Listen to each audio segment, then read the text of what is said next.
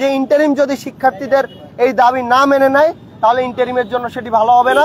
এই ছাত্র জনতা জুলাইয়ে যেভাবে রাস্তায় নেমে এসেছিল সে একইভাবে রাস্তায় নেমে আসবে এবং এই ইন্টারিমের শেষ দেখে ছাড়বে।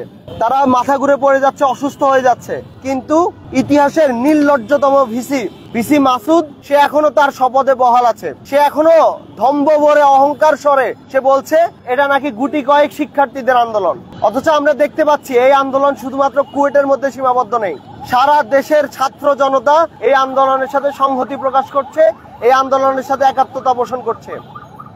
আমরা বর্তমান সময় দেখতে পাচ্ছি ইন্টারিম গভর্নমেন্টের ব্যর্থতা, যে ইন্টারিম গভর্নমেন্ট এই ভিসিকে অপসারণ করতে ব্যর্থ হচ্ছে। আমরা ছাত্র উপদেষ্টা সহ পুরো ইন্টারিম গভর্নমেন্টকে ধিক্কার জানাই এবং আমরা মনে করি এটা ইন্টারিম গভর্নমেন্টের জন্য লজ্জা। যেই ছাত্রদের রক্তের উপর ইন্টারিম গভর্নমেন্ট আজকে দেশের ক্ষমতাসীন হয়েছে, দেশের মানুষকে আজকে শাসন করছে, সেই ইন্টারিম গভর্নমেন্ট আজকে ছাত্রদের এই বিপদের দিনে ছাত্রদের পাশে নাই।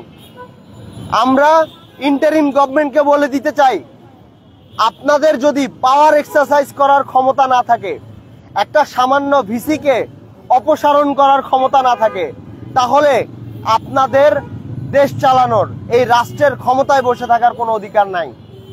আমরা স্পষ্ট বলে দিতে চাই, এই ছাত্রদের রক্ত আপনাদের বৈধতা ছিল এবং যখন 5ই আগস্ট পরবর্তী সময়ে আমরা দেখেছি যে প্রত্যেকটা রাজনৈতিক দলের সমর্থন ধীরে ধীরে এই ইন্টারিম গভর্নমেন্ট থেকে সরে গেছে, তখনও এই ছাত্ররা ইন্টারিম গভর্নমেন্টের পাশে ছিল, এই ইউনিট সরকারের পাশে ছিল।